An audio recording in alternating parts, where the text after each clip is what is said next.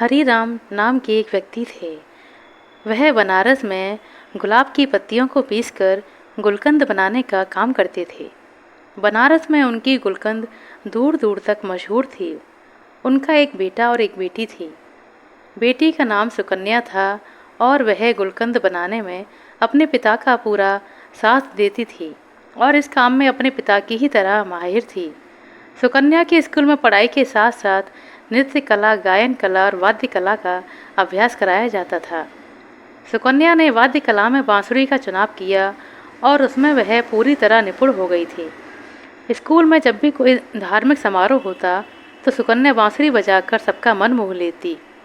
हरीराम बनारस में तो गुलकंद का व्यापार करते ही थे, साथ ही वह हर शहर में जाकर गुलकंद बेचा करते थे और इस काम में उसकी बेटी उसके साथ जाती थी, क्योंकि उनका बेटा भी छोटा था और उसका ज़्यादा ध्यान पढ़ाई की तरफ था।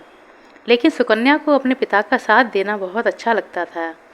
ऐसे ही पिता और पुत्री शहर शहर जाकर गुलकंद बेचकर अच्छी कमाई कर लेते थे। एक बार उनको वृंदावन में गुलकंद बेचने का सौभाग्य प्राप्त हुआ। दोनों पिता और पुत्री वृंदावन में एक धर्मशाला में ठहरे। हरिराम का नियम था कि जब भी वह किसी दूसरे शहर में जाते तो सबसे पहले बनाई हुई गुलकंद को वह किसी मंदिर में भोग लगाते। वृंदावन में आकर जब उन्होंने गुलकंद बनाई तो उन्होंने एक दोने में गुलकंद को रखा और अपनी बेटी के साथ राधा रमण जी के मंदिर के प्रांगण में गए और वहां जाकर गुलकंद से भरा हुआ दोना सुकन्या और उसके पिताजी ने राधा रमण जी के चरणों में रख दिया। मंदिर के पट अभी बंद थे, तभी सुकन्या, जो हर रोज अपनी बांसुरी का अभ्यास अवश्य करती थी, वह मंदिर के प्रांगण में बैठकर राधा रमण जी को अपनी बांसुरी वादन सुनाने लगी, क्योंकि बांसुरी बजाए बिना सुकन्या को चैन नहीं मिलता था। बांसुरी की धुन छेड़ते ही मंदिर के प्रांगण में ऐसा माहौल बन गया कि हर कोई उसकी बांसुरी की धुन को सुनकर मंत्रमुग्ध हो गया।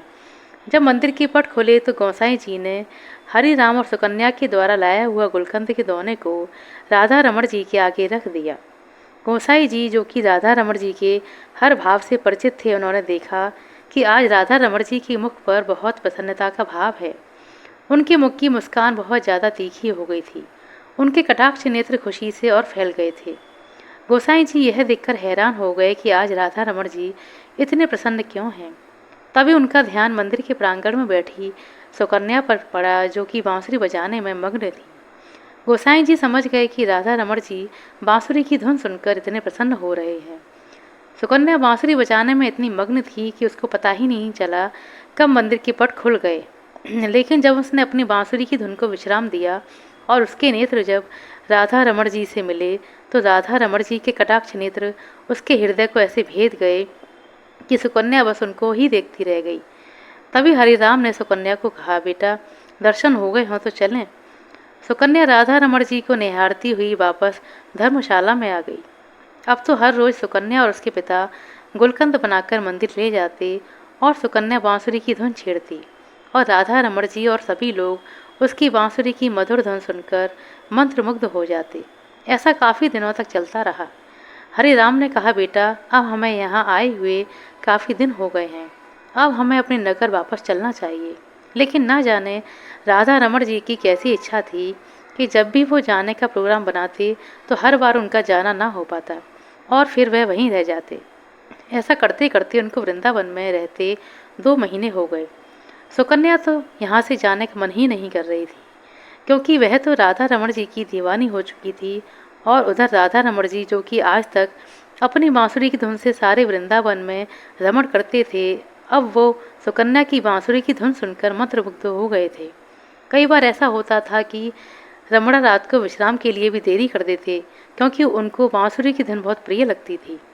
जब उनको सुलाने के लिए मंदिर के पट बंद करने के लिए गोसाई जी जाते तो किसी न किसी बहाने राधा रमण जी मंदिर का पट बंद ही नहीं करने देते। ऐसा कई बार गोसाई जी ने देखा। वो समझ चुके थे कि सुकन्या की बांसुरी की धुन राधा रमण जी को पसंद आ चुकी है।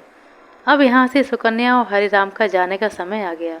बड़े ही भारी मन से सुकन्या और हरिराम राधा रमण जी को छोड़कर अपने नगर बनारस की ओर चल पड़े। जब सुकन्या राधा रमण जी के मंदिर से निकली तो उसके कदम आगे नहीं बढ़ रहे थे। उसको ऐसा लग रहा था कि उसके पैर में किसी ने बहुत भारी वजन के पत्थर बांध दिए हों और वजन के कारण उससे चला नहीं जा रहा था। अब सुकन्या अपने घर बनारस आ चुकी थी, लेकिन उसका मन तो राधा रमण जी की मोहिनी सूरत वाले, वृंदावन के कटाक्ष नेत्रों वाले, गहरी मुस्कान वाले राधा रमण जी ने हर लिया था। अब तो सुकन्या का अपने घर में बिल्कुल मन नहीं लगता था। उसका मन करता कि वह भागकर मंदिर के प्रांगण में चली जाए। ऐसे ही कितने दिन चलता रहा। एक दिन सुकन्या अपनी माता के साथ रसोई घर में खड़ी थी। तभी अचानक से उसको जोरदार चक्कर आया और वह बेहोश होकर गिर गई। जब उसको डॉक्टर के पास ले जाया गया तो डॉक्टर को उसकी बीमारी समझ में नहीं आई। लेकिन जब उसके पिताजी उसको बड़े अस्पताल में लेकर गए और डॉक्टरों ने जब उसकी जांच की तो पता चला कि उसके हृदय में छेद है। घर के सभी लोग सदमे में आ गए कि यह हमारी बेटी के साथ क्या हो गया। डॉक्टर ने कहा कि अब आपकी बेटी ठीक नहीं हो सकती, बस यह कुछ ही दिनों की मेहमान है। लेकिन इसके बारे में सुकन्या को किसी ने कुछ नहीं बताया। सभी लोग उसको ऐसे दिखाते कि तुम्हें कोई मामूली सी बीमारी है और तुम्हें कुछ नहीं हुआ। लेकिन सुकन्या को थोड़ा सा संदेह हो गया था कि उसको कुछ ना कुछ बड़ी बीमारी हो गई है। तभी एक दिन सब लोग बाहर गए हुए थे। उसने अलमारी में रखी डॉक्टर के द्वारा दी गई रिपोर्ट को देखा कि उसके हृदय में छेद है, क्योंकि उसे अपने हृदय के पास एक बड़ी आकृति दिखाई दी। जब उसने उसे देखा तो उसे लगा कि यह तो राधा रमण जी की आकृति है। सुकन्या यह देखकर हैरान हो गई। राधा रमण जी को मैं वहाँ नहीं छोड़कर आई, बल्कि वह तो मेरे साथ मेरे हृदय में निवास कर रहे हैं। जब सब लोग घर आए तो सुकन्या ने ऐलान कर दिया कि आज रात को राधा रमण जी के पास जाएगी। लेकिन उसके पिता ने कहा कि बेटा, तुम्हारी तबीयत ठीक नहीं और तुम यहाँ से नहीं जा सकती। लेकिन सुकन्या ने ठान लिया था कि वह आज वृंदावन जरूर जाएगी। न जाने कब उसको मृत्यु का बुलावा आ जाए। उसके पिता उसके हट के आगे विवश हो गए और उसको लेकर वृंदावन के लिए निकल पड़े। वृंदावन पहुंचकर वह दोनों सुबह सुबह सबसे पहले राधा रमण जी के मंदिर अपने हाथ से बने गुलकंद को लेकर और बांसुरी को लेकर मंदिर में प्रवेश करते हैं। मंदिर में आज एक अजीब तरह की खुशबू आ रही थी। सब गोसाई लोग हैरान हो गए। आज यह मंदिर में कैसी खुशबू फैली हुई है। लेकिन जब उनका ध्यान सुकन्या की तरफ गया तो सभी लोग सुकन्या को देखकर बहुत प्रसन्न हो गए और कहने लगे, अरे बेटा, तुम कहाँ चली गई थी? जब से तुम गई हो हमारे तो राधा रमण जी की मुख की चमक फीकी पड़ गई। लेकिन आज देखो उनकी मुस्कान कितनी गहरी है और आज तो तुम्हें देखकर उनकी दंतावली के दर्शन हो रहे हैं। अब जल्दी से तुम अपनी बांसुरी की धुन सुना दो ताकि यह और ज़्यादा प्रसन्न हो जाए। तुम नहीं जानती कि तुम्हारे हाथों से बनी हुई गुलकंद राधा रमण जी को कितनी प्रिय थी। जब भी तुम गुलकंद का भोग लगाती थीं, हम अपने हाथों से उनके मुख पर लगे गुलकंद को साफ करते थे। हमने तुम्हें कभी नहीं बताया कि यह तुम्हारी गुलकंद को रोज खाते थे। यह सुनकर सुकन्या का फीका पड़ा मुख अचानक से खिल पड़ा।